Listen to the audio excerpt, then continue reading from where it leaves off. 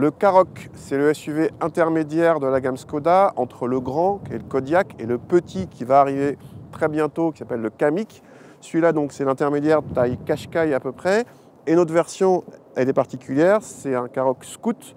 Scoot, c'est le label qui désigne les versions baroudeuses des modèles de Skoda. C'est donc un SUV déguisé en 4x4. Je vous laisse juger de la pertinence de cette appellation sur un Karoq. Le déguisement en question, c'est surtout de l'esthétique avec des sabots de protection avant et arrière argentés, de même que le rétroviseur. Il y a quand même une certaine cohérence puisque les versions Scoot ne sont que des versions vraiment 4x4 avec transmission intégrale et il y a des protections sous le moteur pour rendre l'engin vraiment capable de barouder. À l'intérieur, le Karoq offre une présentation sérieuse, agrémentée de quelques touches de noir laqué, de chrome, et cette finition Scoot entraîne une sellerie spécifique, légèrement colorée, et un liseré de LED égayant l'ensemble. Le combiné d'instruments numériques est en option, mais la touche off-road au bas de la console centrale est de série et permet un affichage dédié. L'équipement est assez complet sur notre modèle d'essai, mais au prix de quelques options, y compris en matière d'aide à la conduite.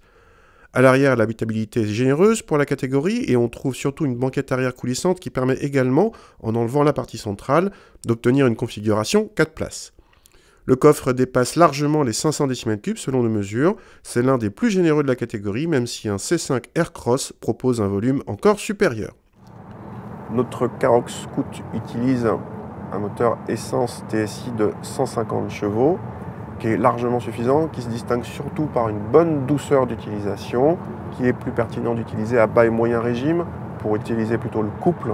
Alors évidemment, on peut monter jusqu'à 6000 tours pour tirer sur les 150 chevaux, mais ça fait du bruit et c'est pas là que c'est le plus efficace. La boîte DSG, fidèle à elle-même, douce, rapide et bien gérée. Et sur le plan dynamique, le Karoq Scoot n'a aucune modification châssis par rapport aux autres Karoq. On n'a pas de suspension pilotée, ici on a des roues de 18 pouces.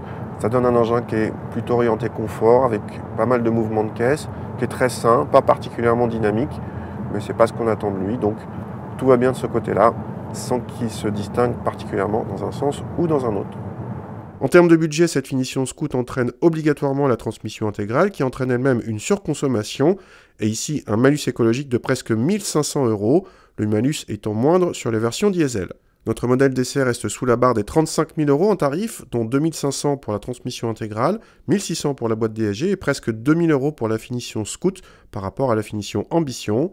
C'est un poil plus cher qu'un Seat ATK à équipement équivalent, qui dispose de la même plateforme, du même moteur, de la même boîte et lui aussi de la transmission intégrale, contrairement à pas mal de concurrents, dont le 3008. L'ATK est moins spacieux que le Karoq, mais plus dynamique pour sa partie châssis.